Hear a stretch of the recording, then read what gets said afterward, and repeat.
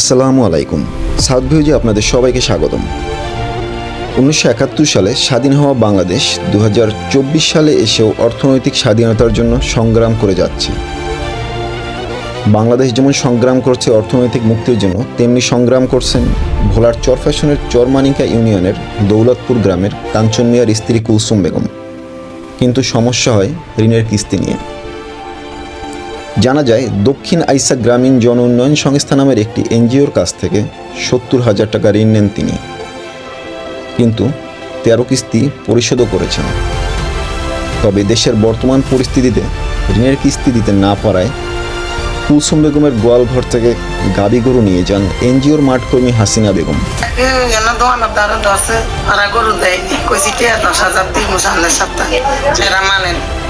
এ ব্যাপারে প্রতিষ্ঠানের সাথে যোগাযোগ করা হলে জানা যায়, গত শনিবার 21 সেপ্টেম্বর ম্যানেজার মোহাম্মদ শামীমের নির্দেশে গ্রাহকের গোয়ালঘর থেকে তার গাবি গরু নিয়ে যাওয়া হয়।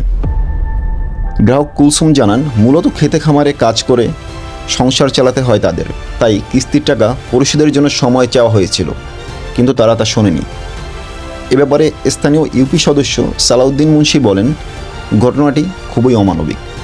এই এনজিওর বিরুদ্ধে কঠোর ব্যবস্থা নেওয়ার দাবি জানান তিনি।